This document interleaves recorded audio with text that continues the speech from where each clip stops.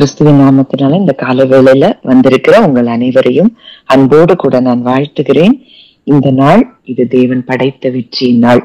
ஒருவராய் சாவாமை உள்ளவரும் சேரக்கூடாத ஒளியில் வாசம் பண்ணுகிறவரும் மனுஷரில் ஒருவரும் கண்டிராதவரும் காணக்கூடாதவருமாய் இருக்கிற தேவனிடத்துல நம்ம வந்து சேர்ந்திருக்கிறோம். இயேசு கிறிஸ்துவின் மூலமாய் ஒருவரும் மனுஷரில் ஒருவரும் கண்டிராதவரும் சேரக்கூடாத ஒளியில் வாசம் பண்ணுகிறவரிடத்துல நம்ம வந்து சேர்ந்திருக்கிறோம். அவர் எப்படிப்பட்டவராம்?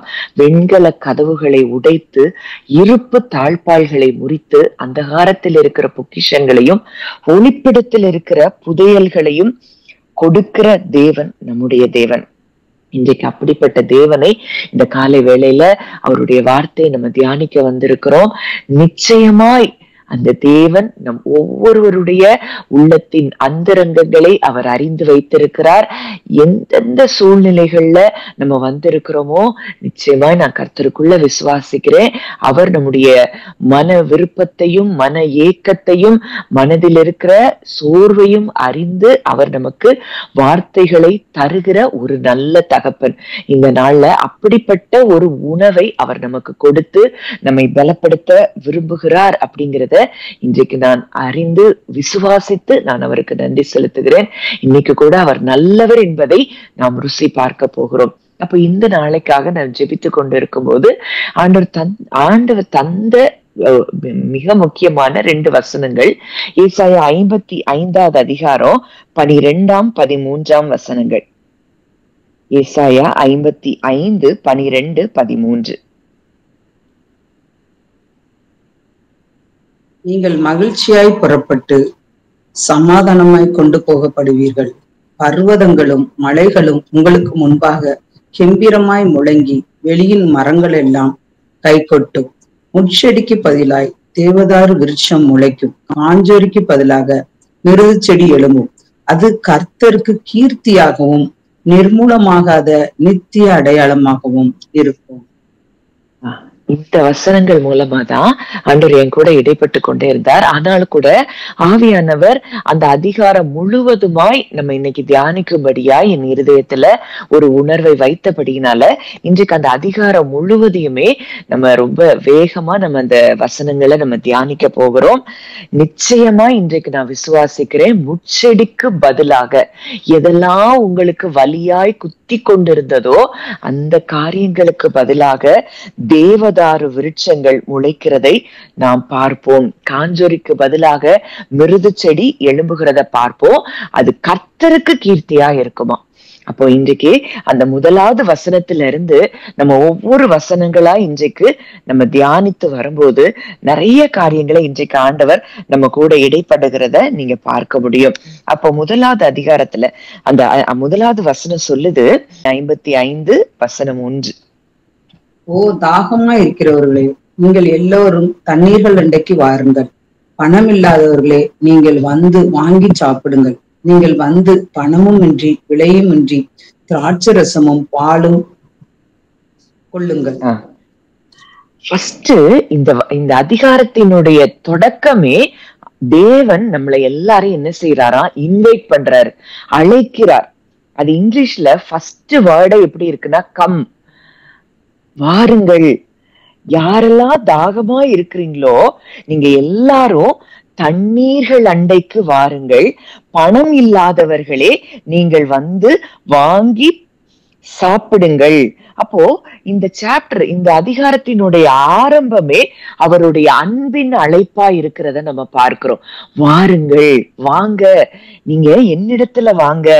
யாரெல்லாம் நீங்க டயர்டா ஃபீல் பண்றீங்களோ, எம்டியா வெறுமையா ஃபீல் பண்றீங்களோ, இல்ல தாகமா ஆவிக்குரிய தாகத்தோட நீங்க இருக்கிறீங்களோ, நீங்க எல்லாரும் அவரிடத்துல இருந்து நீங்க அந்த தண்ணி அவரிடத்திலிருந்து வாங்கி பருகும்படியாய் அந்த தண்ணீர்கள் அண்டைக்கு நீங்க வாங்க. பணம் இல்லாதவர்களே நீங்கள் வந்து வாங்கி சாப்பிடுங்கள். அப்படின்னா என்ன அர்த்தம்? அவர்கிட்ட இருந்து நம்ம வாங்கி சாப்பிடுறதுக்கு நம்ம பணமோ எந்த காரியத்தையும் நம்ம செய்துதான் அவர்கிட்ட இருந்து ஒண்ணு பெறணும்னு இல்ல, நம்ம பணத்தை கொடுத்துதான் அவர்கிட்ட நம்ம பெறணும்னு இல்ல. கிருபையினாலே அவருடைய ஆசீர்வாதங்கள் எல்லாம் நமக்கு இலவசமாய் கிடைக்கிறதாம். அப்ப இன்றைக்கு இந்த காலை வேளையில ஆண்டவர் நம்ம ஒவ்வொருவரையும் அழைக்கிறார். தாகமா இருக்கிறவர்களே என்னிடத்தில் வாருங்கள். அத நம்ம பார்க்கிறோம். தாகம் உள்ளவன் மேல் தண்ணீரையும் வறண்ட நிலத்தின் மேல் ஆறுகளையும் ஓட பண்ணுவேன். இன்னைக்கு யாரெல்லாம் நம்ம தாகத்தோடு இந்த இடத்துல வந்திருக்கிறோம், அவருடைய வார்த்தைக்காக தாகம். அப்போ இந்த தாகமா இருக்கிற நம்ம மேல அவர் இன்றைக்கு என்னதான் ஓட பண்ணுகிறாராம்? தண்ணீர்களை ஓட பண்ணுகிறாராம். அவருடைய வார்த்தை தான் அது ஜீவ தண்ணீரா இருக்கிறது. இன்றைக்கு அந்த வார்த்தையினாலே நம்முடைய தாகத்தை தீர்க்கிற ஒரு நல்ல தகப்பனாய் இன்றைக்கு அவர் நமக்கு வெளிப்படுகிறார். அப்போ அடுத்தது நம்ம பார்க்கிறோம், திராட்சை ரசமும் பாலும் கொள்ளுங்கள்.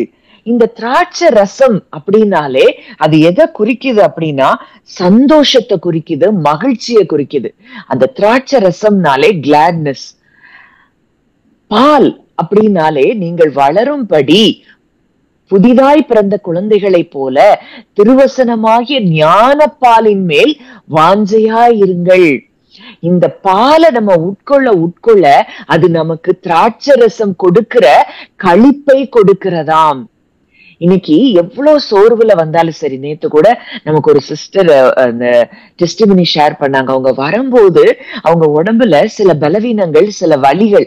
ஆனா இந்த வார்த்தையை கேட்க கேட்க கேட்க இந்த வார்த்தை அவர்களுக்கு சுகத்தை கொடுத்தது, மனதுல சுகத்தை கொடுத்தது, சரீரத்திலையும் இந்த வார்த்தை சுகத்தை கொடுத்தத பார்க்கிறோம்.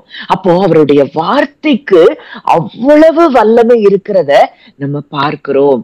அப்போ இந்த காலை வேளையில ஆண்டவர் நம்மளை இன்வைட் பண்றாரு. இந்த உலகத்துல நீ எதையும் கொடுத்து நீ என்கிட்ட வர வேண்டாம், நீ என்கிட்ட வா, நான் உனக்கு பணமும் இன்றி விலையும் இன்றி திராட்சை ரசத்தையும் தர்றேன், பாலையும் நான் தர்றேன். சந்தோஷம், வார்த்தையாகிய உணவையும் அவர் நமக்கு தருகிறாராம். அந்த வார்த்தையாகிய உணவை நம்ம உட்கொள்ள நமக்கு மகிழ்ச்சியும் உண்டாகிறதை நாம் இந்த வார்த்தையின் மூலம் நாம் பார்க்கிறோம். அப்ப இந்த காலை வேளையில ஆண்டவர் நம்ம கூட பேசுகிற இந்த காரியம், இன்னைக்கு தாகமா நீங்க வந்திருக்கிறீங்கன்னா ஆண்டவர் இன்றைக்கு உங்களுடைய இருதயத்தை அவர் தம்முடைய வார்த்தையினாலும் அந்த வார்த்தையினால நீங்க நிரம்ப நிரம்ப உங்களுக்கு அது மகிழ்ச்சியையும் களிப்பையும் கொடுக்கிற ஒரு காரியமாய் இந்த வார்த்தை நம்மை அழைக்கிறத நம்ம பார்க்கிறோம். அப்போ இன்றைக்கு ஒண்ணு நம்ம தாகமா இருக்கிற நமக்கு இந்த பாக்கியத்தை தேவன் கொடுத்திருக்கிறார். அந்த வசனத்துல நம்ம பார்க்கிறோம், ஏசாயா 44:3 அங்க தாகம் உள்ளவன் மேல் தண்ணீரையும் வறண்ட நிலத்தின் மேல் ஆறுகளையும் ஓட பண்ணுவேன், உன் சந்ததியின் மேல் என் ஆவியையும் உன் சந்தானத்தின் மேல் என் ஆசீர்வாதத்தையும் ஊற்றுவேன். எவன் ஒருவன் அவருடைய வார்த்தையின் மேல அவர் மேல தாகமா இருக்கிறானோ அவனுடைய சந்ததியின் மேல அவருடைய ஆவியையும் அவருடைய ஆசீர்வாதத்தையும் அவர் ஊற்றுகிறாராம். இன்றைக்கு நம்ம தாகம் எதன் மேல இருக்குது?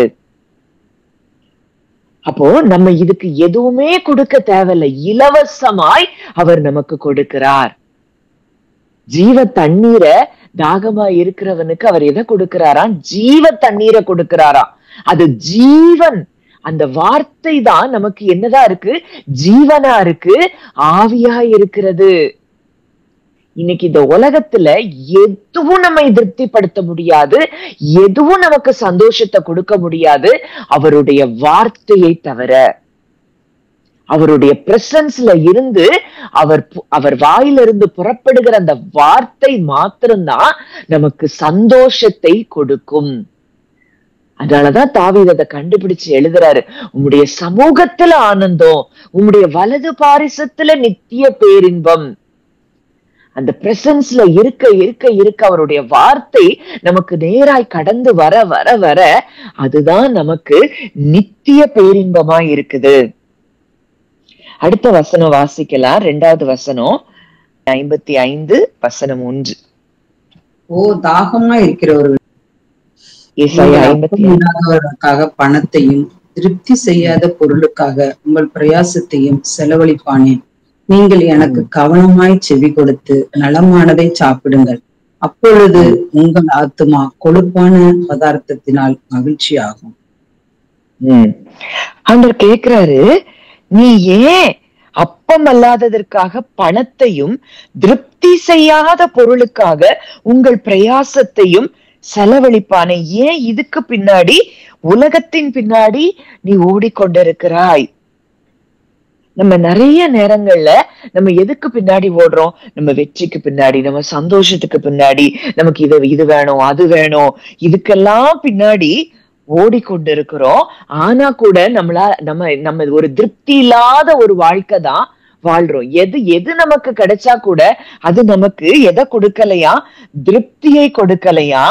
நீங்கள் எனக்கு கவனமாய் செவி கொடுத்து நலமானதை சாப்பிடுங்கள். ஜீவ அப்பமாகிய அவரையும் அவருடைய வார்த்தையையும் நாம் உட்கொள்வதுதான் நமக்கு திருப்தியை தரும்.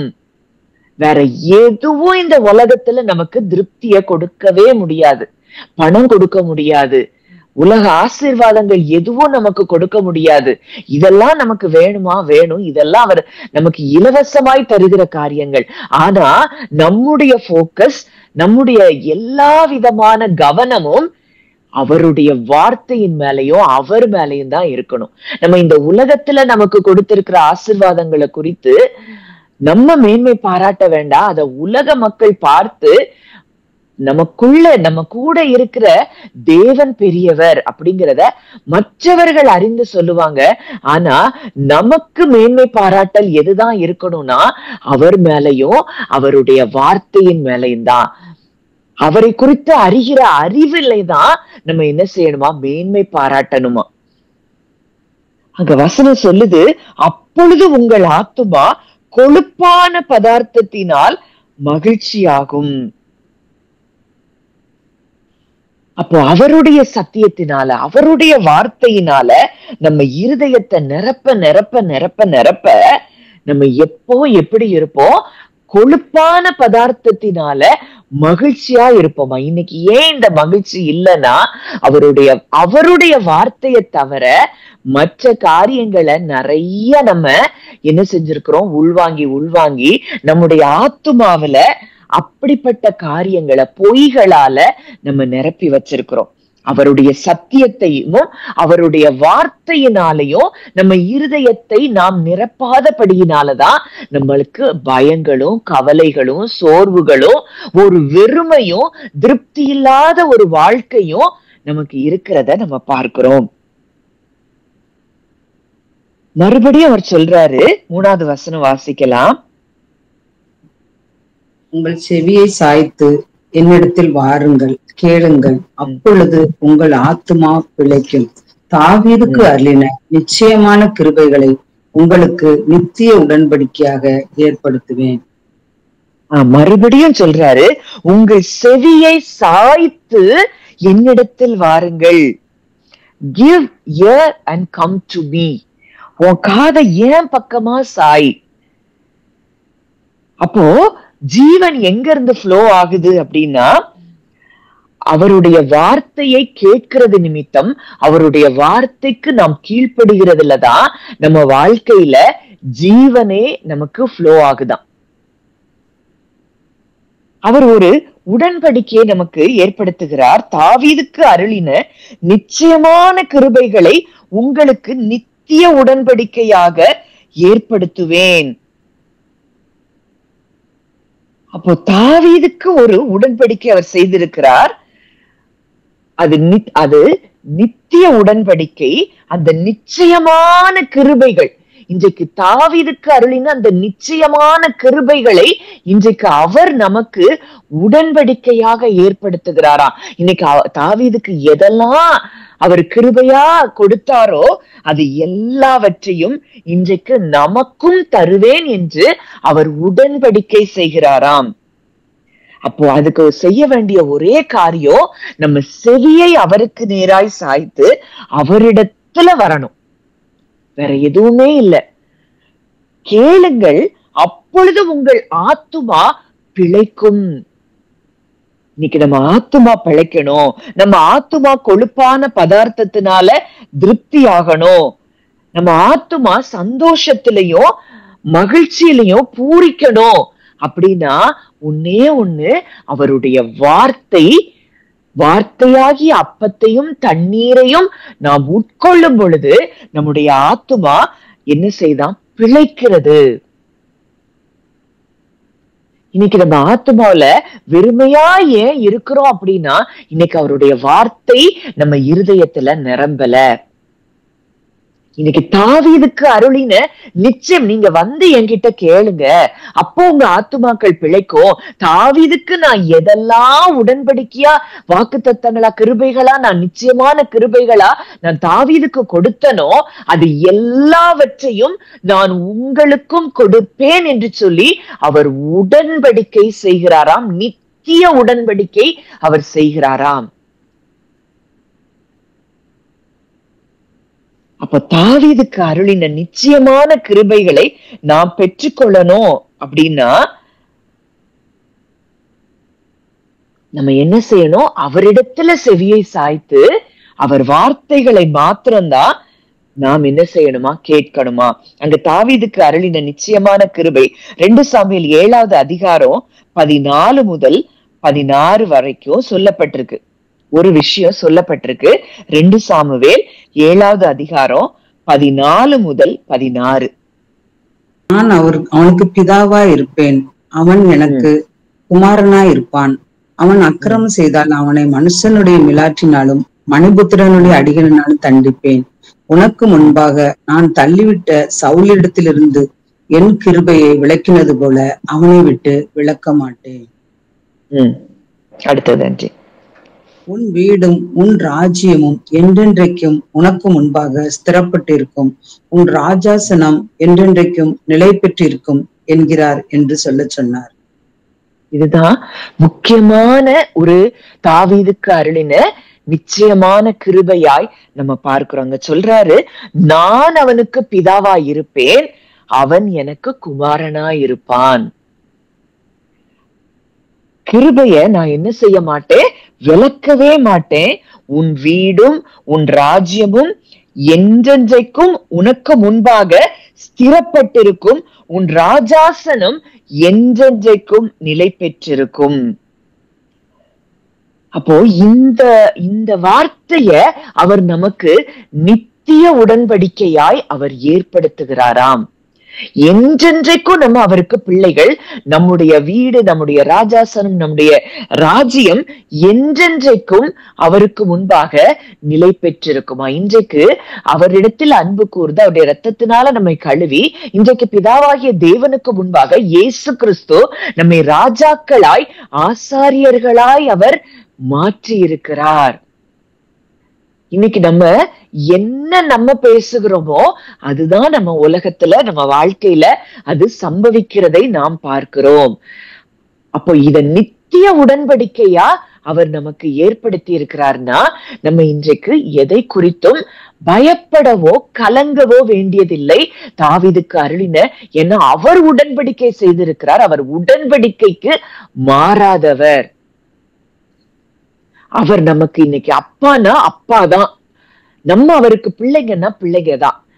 இதுல எந்த மாற்றமும் அவருடைய கிருபைய நம்ம விட்டு என்ன செய்ய மாட்டாராம்? விலக்கவே மாட்டாராம்.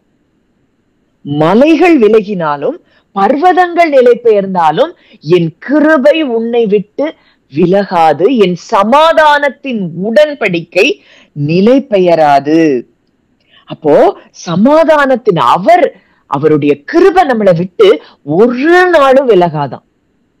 நம்ம அதனால எதை குறித்தும் நம்ம பயப்பட வேண்டிய தேவையே இல்லை. அப்போ அந்த தாவீதுக்கு அருளின அந்த கிருபை, நிச்சயமான கிருபை அங்க இயேசு கிறிஸ்து இன்றைக்கு வரைக்கும் என்றென்றைக்கும் ராஜாவாய் அங்க இருக்கிறத பார்க்கிறோம். அதுதான் தாவீதுக்கு அருளின நிச்சயமான கிருபை. இன்றைக்கு அந்த இயேசு கிறிஸ்து நமக்கு உடன் சகோதரனாய் ராஜாதி ராஜாவாய் அவர் இருக்கிறார். நாம் அவருடைய ராஜ்யத்துக்குள்ள நம்ம எல்லாரையும் அவர் ராஜாக்களாய் மாற்றி இருக்கிறார்னா, அப்போ தாவீதுக்கு அருளின அத்தனை கிருபைகளையும் இன்றைக்கு நாம் சுதந்திரித்துக் கொள்வது எவ்வளவு நிச்சயம். அடுத்த வசனம் 4வது வசனம், ஏசாயா 55:4. இதோ அவரை ஜனக்கூட்டங்களுக்கு சாட்சியாகவும் ஜனங்களுக்கு தலைவராகவும் அதிபதியாகவும் ஏற்படுத்தினேன். அப்போ இது யார குறிக்கிற காரியம்னா, லிட்டரலா இயேசு கிறிஸ்துவை குறிக்கிற காரியமாய் நாம் பார்க்கிறோம்.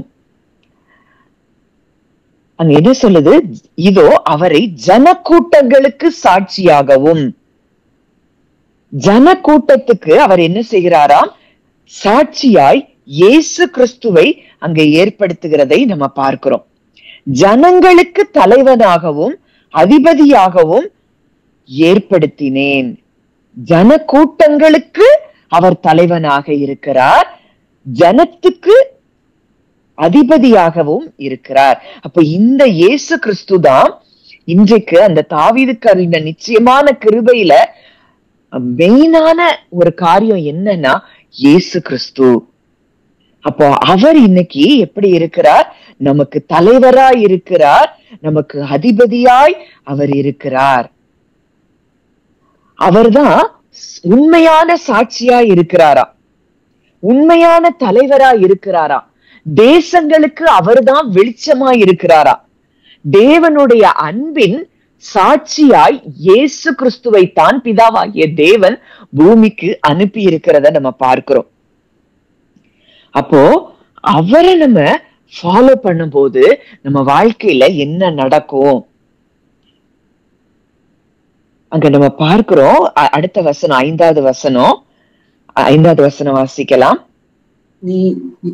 நீ அறியாதிருந்த ஜாதியை வரவழைப்பாய், உன்னை அறியாதிருந்த ஜாதி உன் தேவனாகிய கர்த்தன் நிமித்தமும் இஸ்ரவேலுடைய பரிசுத்தரின் நிமித்தமும் உன்னிடத்திற்கு ஓடி வரும், அவர் உன்னை மேன்மைப்படுத்தி இருக்கிறார். அடுத்த வசனம் சொல்லுது, நீ அறியாதிருந்த ஜாதியை வரவழைப்பாய். உன்னை அறியாதிருந்த ஜாதி உன் தேவனாகிய கர்த்தரின் நிமித்தமும் இஸ்ரவேலுடைய பரிசுத்தரின் நிமித்தமும் உன்னிடத்திற்கு ஓடி வரும், அவர் உன்னை மேன்மைப்படுத்தி இருக்கிறார். இந்த இடத்துக்கு தேவன் நம்மை கொண்டு வரணும்னு சொல்லி இன்றைக்கு அவர் விரும்புகிறதை நாம் பார்க்கிறோம். அங்க முதல்ல கூப்பிடுறாரு, கம் வாருங்கள், தாகமா இருக்கிறவங்களே என்கிட்ட வாங்க, என்னிடத்திற்கு என்கிட்ட உங்க செவியை சாய்த்து என்னிடத்துல நீங்க அப்பத்தையும் தண்ணீரையும் நீங்க வாங்கி கொள்ளுங்கள், அப்பொழுது உங்கள் ஆத்துமாக்களுக்கு இளைப்பாறுதல் கிடைக்கும். தாவீதுக்கு அருளின நிச்சயமான கிருபைகளை உங்களுக்கு நான் ஏற்படுத்தினேன். இத சொல்லிட்டு ரொம்ப முக்கியமான வசனம் இந்த 5வது வசனம், நம்ம அவரோடு கூட உறவாட நம்ம வாழ்க்கையில என்ன நடக்குதுன்னா, அவருடைய தயவு மக்களையும் ஜாதிகளையும் நமக்கு என்னென்னலாம் தேவையோ, என்னென்ன ஆப்பர்ச்சுனிட்டிஸ் எல்லாம் தேவையோ, நம்ம கற்பனை பண்ணக்கூட முடியாத அளவுக்கு நம்மிடத்துல அவைகளை இழுத்து கொண்டு வருகிறதாம். மற்றவர்கள் நம்ம மேல வெளிச்சம் வீசுகிறத பார்த்து ஒரு விளக்கமாய் நாம் மாறுகிறத பார்த்து நிறைய பேரு நம்ம கிட்ட நம்மளை தேடி வருகிற நாட்களாய் இந்த நாட்கள் இருக்கிறது. ஒண்ணு அவருடைய வார்த்தையினால நம்ம திருப்தியாகி கொண்டே இருந்தா போதும். உதிக்கிற உன் ஒளியின் இடத்திற்கு ராஜாக்களும் கடந்து வருவார்கள். அப்போ தேவ மகிமை நம்ம வாழ்க்கையில அது ரெஸ்ட் பண்ணும் போது, அது நம்ம மேல அது உதிக்கும் போது, எழும்பி பிரகாசி உன் ஒளி வந்தது, கர்த்தருடைய மகிமை உன்மேல் உதித்தது.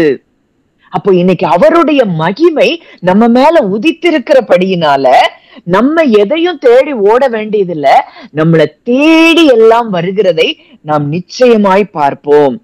அவருடைய பிரசன்னத்திலேயே நம்ம வாழ்ந்து அவருடைய வார்த்தைகளையே தியானித்து தியானித்து நம்முடைய ஆத்துமா அந்த கொழுப்பான பதார்த்தங்களை உண்டு அந்த அதுல திருப்தி அடைகிறது போல அவருடைய வார்த்தையில நம்ம திருப்தி அடையும் போது நமக்கு எல்லாமே நம்மை தேடி வருகிறதா இருக்கிறத பார்க்கிறோம். அவர் உன்னை மேன்மைப்படுத்தி இருக்கிறார். நம்ம செய்ய வேண்டியது ஒன்னே ஒண்ணுதான், நம்ம உயரணும், நம்ம மேன்மை அடையணும். இது எல்லாருக்கும் ஆசை விருப்பம் இருக்கு.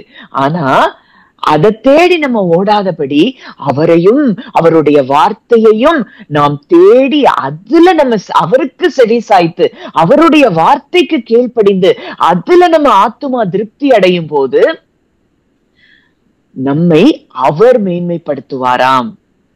நம்ம அதை மேன்மைப்படுத்துறத நம்ம நினைக்கவே வேண்டாம், அது அவருடைய வேலை. அறியாதிருந்த ஜாதி நம்மை தேடி வருமா. ஏசாயா 60 அததான் பார்க்கிறோம். அதாவது ஜாதிகள் ராஜாக்கள் உதிக்கிற உன் ஒளியின் இடத்திற்கு ராஜாக்களும் கடந்து வருவார்கள். பெரிய பெரிய பிரபுக்களும் ராஜாக்களும் நம்மை தேடி வருகிற நாட்கள் எப்ப வரும்னா அவரிடத்துல வந்து அவருடைய வார்த்தையை மாத்திரம் தியானித்து அதுல நிரம்ப நிரம்ப நிரம்ப நிரம்ப இஸ்ரவேலே உன்னை அறியாதிருந்த ஜாதி, நம்மளை தெரியவே தெரியாது, இன்னைக்கு ஒண்ணுமே தெரியாம ஒரு முக்குக்குள்ள ஒரு மூளைக்குள்ள நம்ம முடங்கி கிடக்கலாம். ஆனா நம்மை அறியாதிருந்த ஜாதி நம் தேவனாகிய கர்த்தரின் நிமித்தமும் இஸ்ரவேலுடைய பரிசுத்தரின் நிமித்தமும் நம்மிடத்திற்கு ஓடி வரும். ஒன்னே ஒண்ணு, நம்ம இருக்கிற இடத்துல அவருடைய பிரசன்ஸ்ல அவரையே நம்ம நோக்கி பார்த்து அவருடைய வார்த்தையே இரவும் பகலும் நம்ம தியானித்து கொண்டிருக்கும் போது நம் வாழ்க்கையில் நடக்கக்கூடிய மிக முக்கியமான காரியம், இந்த நாள்ல ஆவியானவர் இதை நம் மூலமா அவர் தீர்க்க தரிசனமாக நம்மோடு கூட இந்த வார்த்தையின் மூலம் இடைப்படுகிறார். அடுத்த வசனம் வாசிக்கலாம். கர்த்தரை கண்டடையத்தக்க சமயத்தில் அவரை தேடுங்கள், அவர் சமீபமாய் இருக்கையில் அவரை நோக்கி கூப்பிடுங்கள். கர்த்தரை கண்டடையத்தக்க சமயத்தில் அவரை தேடுங்கள், அவர் சமீபமாய் இருக்கையில் அவரை நோக்கி கூப்பிடுங்கள். இன்னைக்கு இது ஒருவேளை பழைய ஏற்பாட்டுல சொல்லப்பட்ட வார்த்தையா இருந்தா கூட இன்றைக்கு புதிய உடன்படிக்கையின் கீழே இன்றைக்கு தேவன் எப்பொழுதும் நம்மோடு இருக்கிறார். இம்மானுவேலனாய் கிறிஸ்துவானவர் மகிமையின் நம்பிக்கையாக நமக்குள்ளே இருக்கிறார். பரிசுத்தாவியானவர் நம்ம கூட இருக்கிறார். பிதாவாகிய தேவன் நம்ம கூட இருக்கிறார். அப்போ நமக்கு கண்டடையத்தக்க சமயம்னு எதுவும் நமக்கு கிடையாது. அவருடைய பெர்ஃபெக்ட் டைம் அது இப்பொழுதுதான். கர்த்தரை கண்டடையத்தக்க சமயத்தில் அவரை தேடுங்கள், அவர் சமீபமா இருக்கையில் அவரை நோக்கி கூப்பிடுங்கள். அவர் எப்போ நமக்கு பதில் கொடுக்க ஆயத்தமா இருக்கிறார். அதனால எந்த நேரமும் அவரை பார்க்கலாம், அவரை நோக்கி கூப்பிடலாம். அவரை தேடிக்கொண்டே இருக்கிறதும் அவரை கூப்பிடுகிறதும் தான் நம்ம வேலை. அவருடைய பிரசன்ஸ்ல அவருடைய வார்த்தையை நாம் அதிகமாய் உட்கொள்ள நம் வாழ்க்கையில் நடக்கிற காரியங்களை நம்ம பார்க்கிறோம். அடுத்த வசனம் 7வது வசனம்.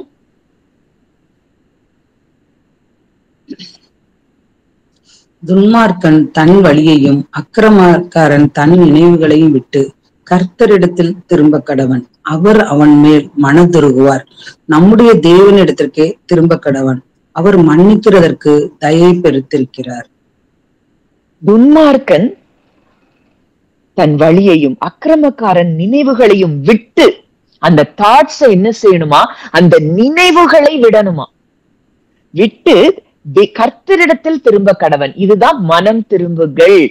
தேவனிடத்துக்கு திரும்புங்க. உன் பழைய நினைவு, நீ என்ன வேணாலும் செஞ்சிருக்கலாம், நீ என்னனாலும் அக்கிரமங்களை செஞ்சிருக்கலாம், பாவங்களை செஞ்சிருக்கலாம். அந்த எண்ணங்களையும் அந்த நினைவுகளையும் அந்த வழியையும் நினைவுகளையும் விட்டுட்டு நீ தேவனிடத்துக்கு திரும்பு. அவர் அவன் மேல் மனதுருகுவார், நம்முடைய தேவனிடத்திற்கே திரும்ப கடவன், அவர் மன்னிக்கிறதற்கு தயை பெருத்தவராய் இருக்கிறார். தேவனால மன்னிக்க முடியாதுன்னு எந்த பாவமும் கிடையாது. நம்ம அவர்கிட்ட திரும்ப வேண்டியதுதான் அவசியமா இருக்கு. நம்ம பழைய நினைவுகளை டோட்டலா என்ன செஞ்சிடணும், விட்டுறணும்.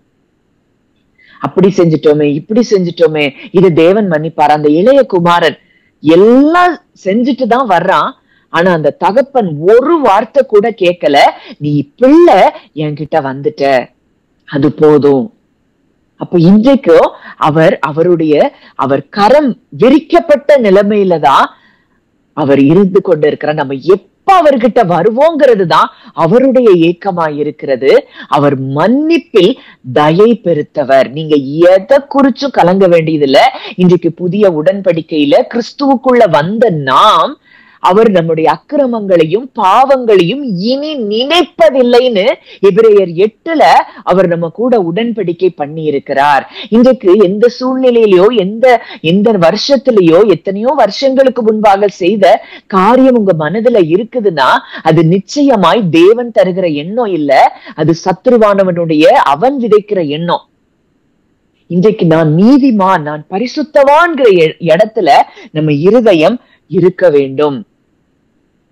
அப்படி ஒருவேளை ஏதோ இந்த நாள்ல நீங்க ஏதோ ஒரு காரியத்துல இதுல நான் ஆண்டவருக்கு பிரியமில்லாம நடந்துட்டேன்னு ஃபீல் பண்ணா கூட, அப்பான்னு போனா அவர் கட்டி அணைக்கிற தேவன், அவர் நம்மை தள்ளுகிற தேவன் அல்ல. அவர் அவருடைய கிருபைகளை நம்மை விட்டு விலக்கவே மாட்டேன்னு சொல்லி இருக்கிறாரு. ஆனா ஒண்ணு அவரிடத்துக்கு நம்ம போக வேண்டியதுதான் அவசியமா இருக்கிறது. எது மலைகள் விலகினாலும் பர்வதம் நிலை பெயர்ந்தாலும் அவருடைய கிருபை நம்மளை விட்டு என்ன செய்யாதாம், விலகாதாம். அடுத்த வசனம் வாசிக்கலாம். என் நினைவுகள் உங்கள் நினைவுகள் அல்ல, உங்கள் வழிகளும் என் வழிகள் அல்லவென்று கர்த்தர் சொல்லுகிறார். என் நினைவுகள் உங்கள் நினைவுகள் அல்ல, உங்கள் வழிகள் என் வழிகளும் அல்ல. அடுத்த வசனம் வாசித்தல். நன்றி. பூமியை பார்க்கிலும் வானங்கள் எப்படி உயர்ந்திருக்கிறதோ அப்படியே உங்கள் வழிகளை பார்க்கிலும் என் வழிகளும், உங்கள் நினைவுகளை பார்க்கிலும் என் நினைவுகளும் உயர்ந்திருக்கிறது. இங்க சொல்றாரு, உன் நினைவு. இன்னைக்கு நம்ம எல்லாருமே நம்ம லைஃப குறிச்சு இப்படி நடக்கணும் அப்படி நடக்கணும், நிறைய பிளான்ஸ் வச்சிருக்கோம், நிறைய காரியங்களை யோசித்து இருக்கிறோம். ஆனா ஆண்டவர் சொல்றாரு, அவருடைய வழிகள் அது உயரமானதான், அது ஞானமுள்ள வழிகள், அது ஆழமான வழிகளா இருக்கிறதா. நம்ம இன்னைக்கு நம்ம வாழ்க்கையில கடந்து போற காரியங்கள், இது ஏன் நடக்குது, ஏன் இது சம்பவிக்குது, இப்படி எல்லாம் நினைக்கிறோம். ஆனா நம்ம குழப்பமான அந்த சூழ்நிலையில தேவனுடைய ஞானத்தை நாம் நம்புவது அவசியமா இருக்குது. அவர் என் வாழ்க்கையில அவர் ஞானம் நிறைந்தவர், அவர் எதையும் செய்யும் வல்லமை நிறைந்தவர். இன்றைக்கு அவர் என் வாழ்க்கையில செய்கிற காரியங்கள் அனைத்தும் நன்மைக்கு எதுவாகவே முடியும் அப்படிங்கிறத நம்ம ஆழமாய் அறிந்து கொள்ள வேண்டிய இடத்துல நம்ம இருக்கிறோம். அவர் ஒரு நாளும் நம்மளை என்ன செய்ய மாட்டார், புறக்கணித்து தள்ள மாட்டார். நம்மளை விட, நம்ம கற்பனை பண்ணுகிறத விட நம்ம வாழ்க்கையில காரியங்களை அவர் அழகா ஆர்கெஸ்ட்ரேட் பண்ணிட்டு இருக்காரு. இப்படி நடக்கணும், என் பிள்ளை வாழ்க்கையில இந்த நாள்ல இது நடக்கணும், இந்த நாள்ல என் பிள்ளை இப்படி பலப்படணும், இது எல்லாமே அவருடைய முன் அறிவின்படி நம்ம வாழ்க்கையில பல காரியங்கள் நடந்து கொண்டிருக்கிறது. எல்லாமே நன்மைக்கு ஏதுவாய் நம்ம வாழ்க்கையில நடந்து கொண்டிருக்கிறதுன்னு நம்ம நம்ப வேண்டிய இடத்துல இருக்கிறோம். நம்ம பார்க்கிறது எல்லாம் ஒரு குறுகின கண்ணோட்டத்துலதான் பார்க்கிறோம். அங்க சகரியாவும் எலிசபெத்தும் பல வருஷங்கள் ஜோம் பண்ணி இருக்கிறாங்க. அவங்களுக்கு ஏதோ ஒரு பிள்ளை கிடைச்சா போதும்னா அவங்க நினைச்சிட்டு இருந்தாங்க. ஆனா வழியை ஆயத்தம் பண்ணும்படியாய் ஒருவனை தேவன் அவர்களை காத்திருக்க வைத்திருந்தார். அந்த அத்தனை வருஷம் அவங்க காத்திருந்தாங்கன்னா இயேசுவுக்கே வழியை ஆயத்தப்படுத்துகிறவனை இவங்க சந்ததியில நான் கொடுக்கணும். நம்ம கொஞ்சமா நினைக்கிறோம், ஆனா அவருடைய திட்டங்களும் தீர்மானங்களும் பெரிது. அண்ணால் ஒரு பிள்ளைக்காக தான் கேட்டா, ஆனா அவருடைய தீர்மானம், இஸ்ரவேலிலே ஒரு பெரிய தீர்க்கதரிசியை நான் அவள் சந்ததியிலிருந்து எழுப்பணும். நம்முடைய எண்ணம் குறுகிட, ஒரு பிள்ளை தந்தா போதும், இந்த அற்புதம் நடந்தா போதும் அப்படின்னு நினைக்கிறோம். ஆனா அவருடைய எண்ணங்களும் திட்டங்களும் தீர்மானங்களும் நம்மை குறித்து மிக பெரியதா இருக்கிறது. நம்ம எப்படி வாழ்றோம்னா, நம்ம இன்னைக்கு பிரசன்ட்ல வாழ்ந்துட்டு இருக்கிறோம்.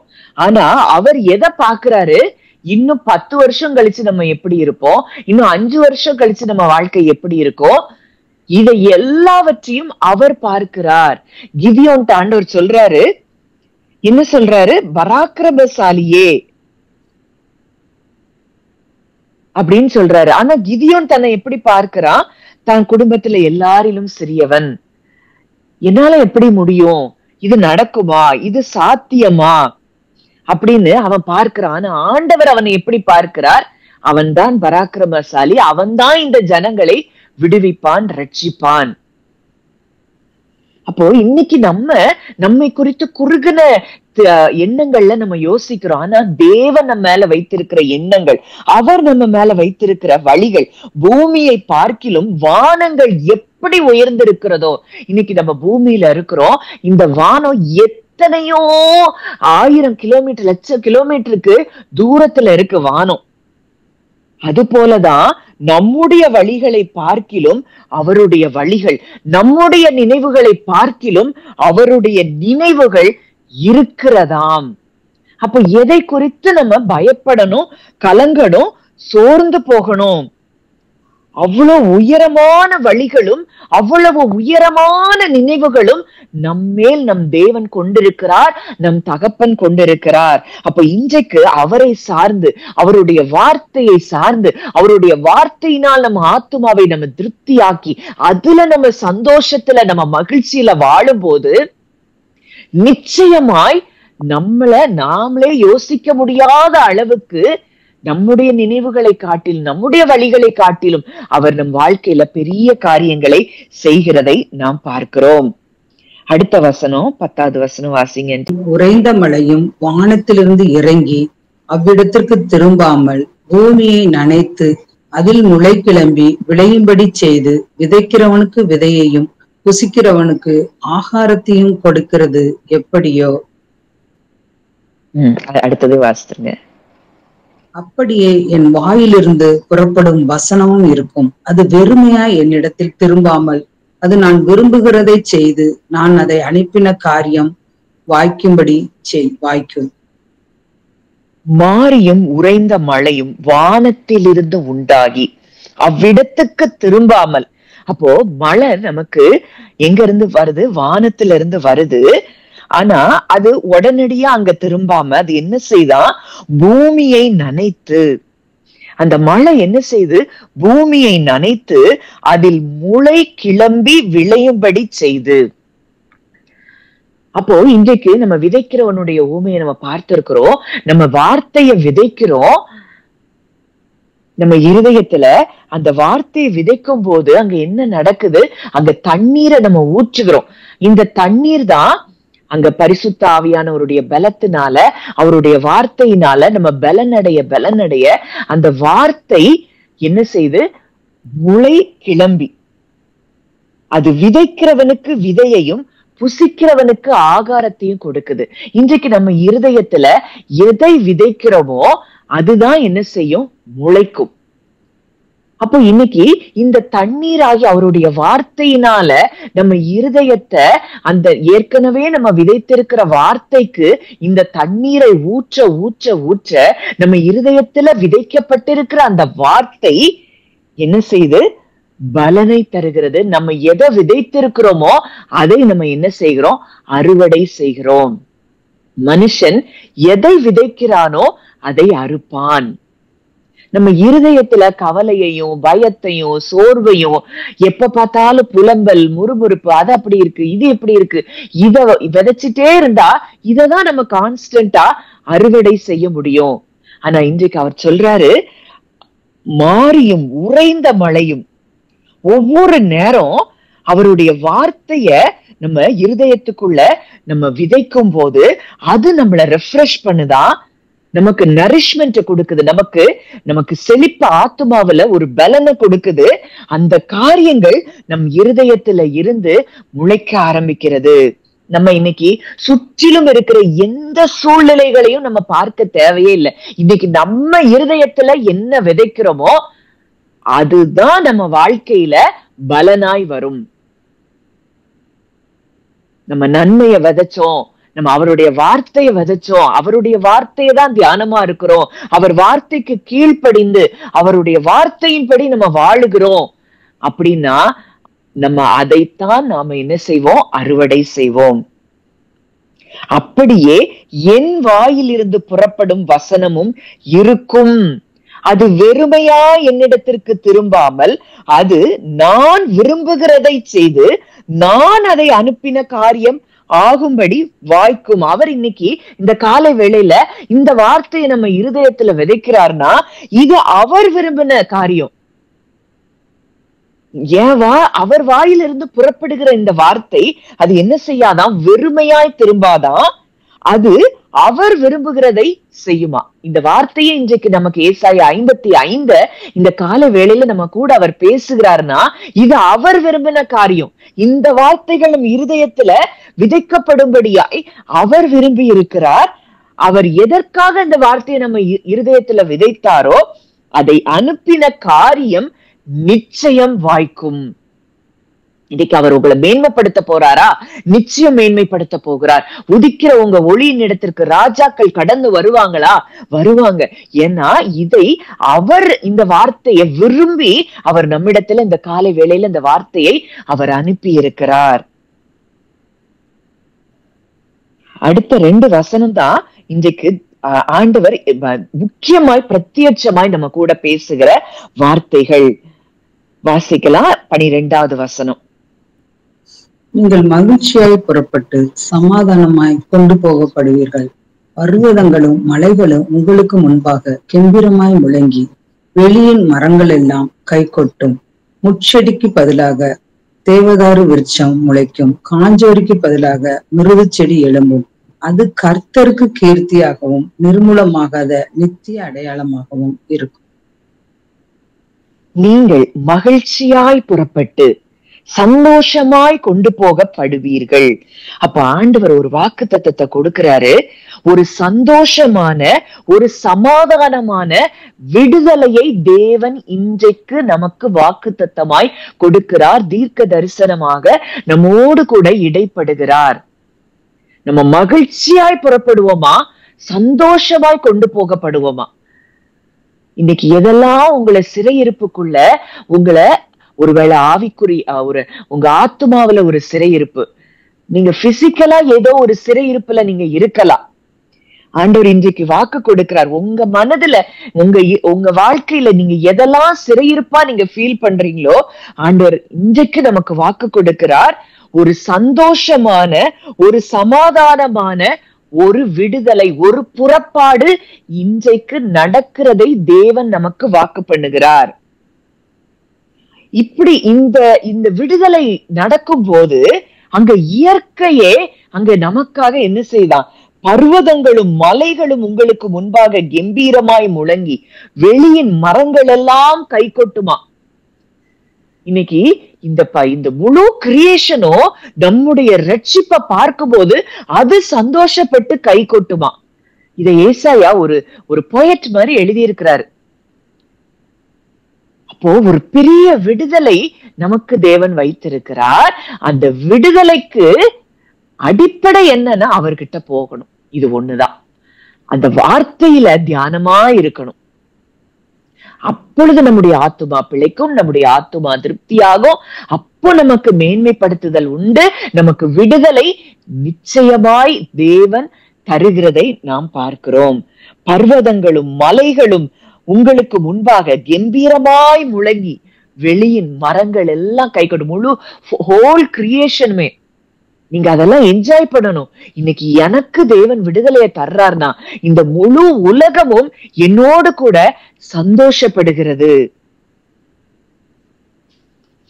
நம்முடைய வாழ்க்கையின் பிரயாணம் அது சமாதானமாய் சந்தோஷமாய் இருக்கும். பூமியும் பரலோகமும் நமக்கு கிடைக்கிற அந்த விடுதலையின் நிமித்தம் முழு பரலோகமும் பூமியும் அது கம்பீரமாய் மகிழ்ந்து ஆர்ப்பரித்து அது கை கொட்டுமா. இப்படிப்பட்ட ஒரு விடுதலையை தேவன் இன்றைக்கு தருகிறார். மகிழ்ச்சியாய் நம்ம புறப்படுகிறோம், சமாதானமாய் கொண்டு போகப்படுகிறோம். அடுத்த வசனம் ரொம்ப முக்கியமான வசனம். முச்செடிக்கு பதிலாக தேவதாரு விருட்சம் முளைக்கும். இது வரைக்கும் உங்க வாழ்க்கையில முச்செடி அப்படின்னாலே, அந்த காஞ்சொரி முச்செடி அப்படின்னாலே அது வலியையும் சாபத்தையும் குறிக்கிறதா இருக்கிறது. ஆனா ஆண்டவர் அதுக்கு பதிலா எதை எழுப்புறாரா? தேவதாரு விருட்சத்தையும் மிருது செடியையும் எழுப்புகிறாராம். அது பியூட்டி அண்ட் பிளெஸிங்க குறிக்குதான், அழகையும் ஆசீர்வாதத்தையும் குறிக்குதான். உங்க வாழ்க்கை இதுவரைக்கும் எல்லாருக்கும் முன்பாக ஒரு சாபமான வாழ்க்கையா, வலி நிறைந்த வாழ்க்கையா, மக்களால அந்த முட்களால நிறைந்த வார்த்தைகளாய் நீங்க பல காரியங்களை நீங்க அனுபவித்துக் கொண்டிருந்திருக்கலாம். ஆனால் தேவன் இன்றைக்கு உங்கள் சாம்பலுக்கு பதிலாக சிங்காரத்தை அவர் கொடுக்கிறார். உங்கள் முச்செடிக்கு பதிலாக இனி அங்க உங்க வாழ்க்கையில முச்செடி கிடையாது, காஞ்சொரி கிடையாது. அப்போ நம்முடைய புரோக்கன்னஸ், நம்முடைய நொறுங்கி போயிருக்கிற இருதயத்தில இருந்து அவர் நம்முடைய வாழ்க்கையை அவர் அழகாய் மாற்றுகிறாராம், ஆசீர்வாதங்கள் நிறைந்த வாழ்க்கையாய் மாற்றுகிறாராம். அப்படி மாற்றப்படும் போது அங்க என்ன நடக்கும்? அது கர்த்தருக்கு கீர்த்தியாய் இருக்கிறதாம். நம்ம வாழ்க்கையில அந்த முச்செடிக்கு பதிலாக தேவதாரு விருட்சமும் காஞ்சொரிக்கு பதிலாக மிருது செடியும், அதாவது நம்ம வாழ்க்கையில வலிகளும் அந்த முட்களும் அந்த சாபங்களும் மாறும் போது அது கர்த்தருக்கு நித்திய கீர்த்தியாகவும், அப்போ நமக்கு நம்முடைய சுகம், நம்முடைய விடுதலை இன்றைக்கு அவருக்கு கீர்த்தியாக, அவருக்கு அது அடையாளமாக இருக்கிறதாம் நம்ம வாழ்க்கையில. அப்ப அவர் எவ்வளவு தூரம் நம்ம வாழ்க்கையில அவர் செயல்பட்டு அவருக்கு கீர்த்தியையும் அவருக்கு நித்திய அடையாளத்தையும் அவர் உண்டு பண்ணுவார். என் பிள்ளை வாழ்க்கையில நான் இந்த முச்செடியையும் முச்செடிக்கு பதிலாக தேவதாரு விருட்சத்தை நான் முளைக்கப்படுக. ஒருவேளை அப்படி முச்செடி போல உங்களை குத்தி கொண்டிருக்கிற உங்க வாழ்க்கையில யாரோ இருக்கலாம். அவங்க வாழ்க்கையில தேவதாரு விருட்சத்தை தேவன் முளைக்க பண்ணுகிறார். உங்களை குத்திக்கிட்டே இருக்கிற ஒரு சூழ்நிலை, உங்களை குத்திக்கிட்டே இருக்கக்கூடிய வார்த்தைகள், அவர்களை தேவன் இன்றைக்கு தொடுகிறதை நீங்கள் பார்ப்பீர்கள். மிருது செடி, அங்க மிருது செடி எழும்புதான். அப்போ என்ன நடக்குது?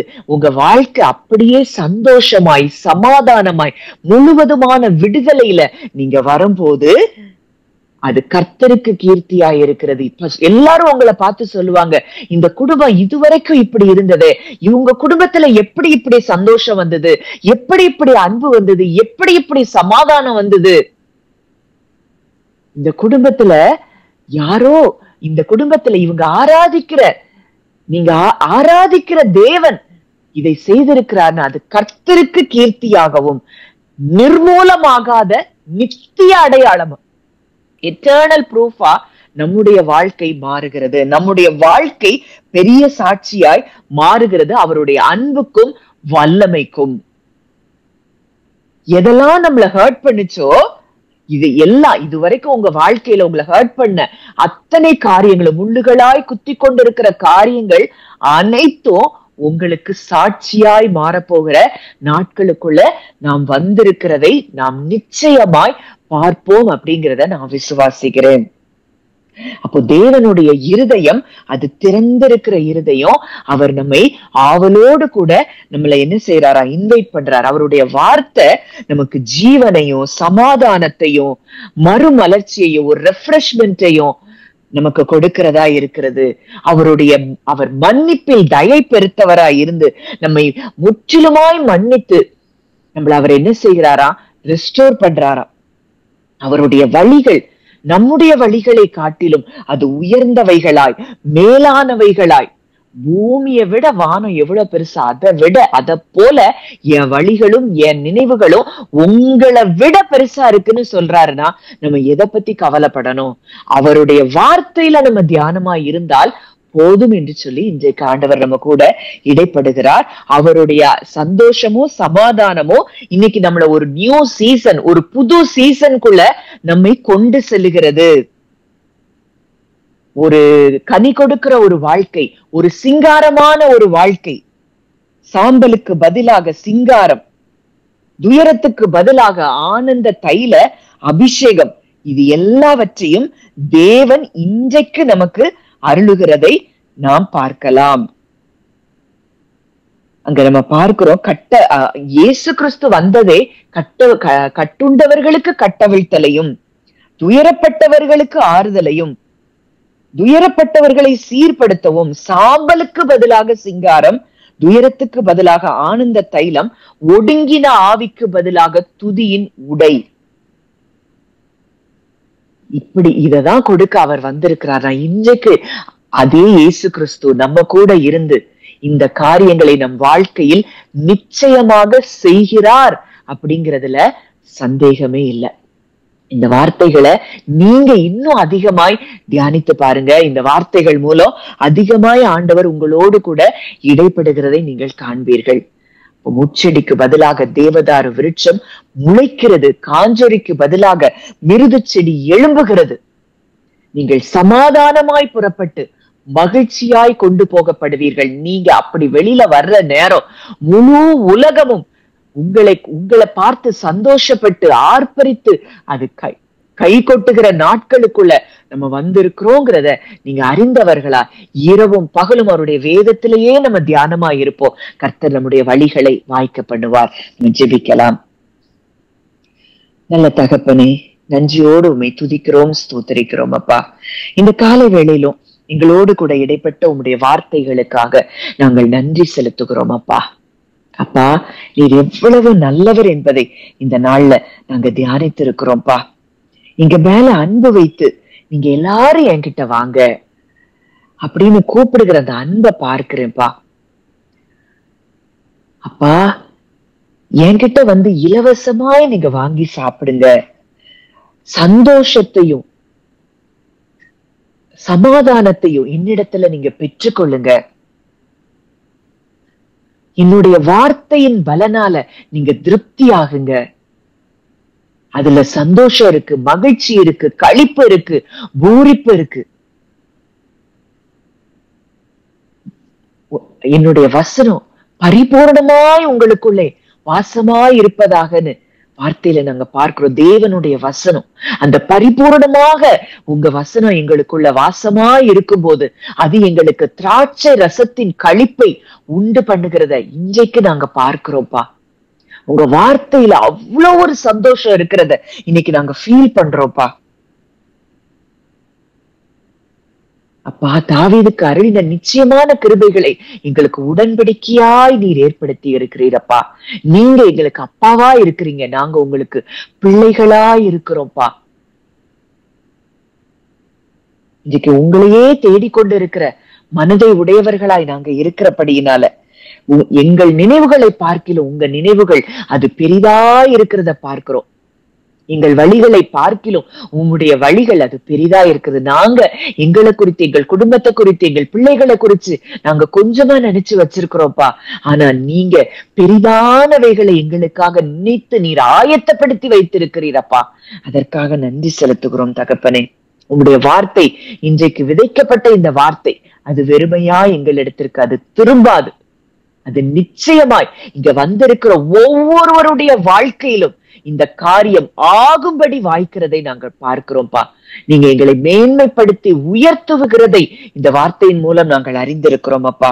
எங்க வாழ்க்கையில நீங்க செய்யற அற்புதங்கள் மூலம் அது உமக்கு கீர்த்தியாய், உமக்கு நித்திய அடையாளமாய் அந்த காரியங்கள் மாற்றப்படுகிறதை நாங்க பெரிய சாட்சிகளா இந்த பூமியில நாங்க நிற்கிறதை நாங்கள் பார்த்து உமக்கு நன்றி செலுத்துகிறோம். அந்த ஒவ்வொருவரையும் இந்த வார்த்தைகள் மூலம் நீர் திருப்திப்படுத்தி இருக்கிறீரப்பா, நன்றி செலுத்துகிறோம். இன்னும் இந்த வார்த்தைகளுக்குள்ள ஆழமாய் கடந்து சென்று சந்தோஷத்தையும் மகிழ்ச்சியையும் உட்கொள்ள, திராட்சை ரசத்தின் களிப்பை உட்கொள்ள ஒவ்வொருவருக்கும் கிருபை தாங்க. உங்க கரங்களிலே ஒப்பு கொடுக்கிறோம். கர்த்தர் ஆசீர்வதித்து வழி நடத்தும்.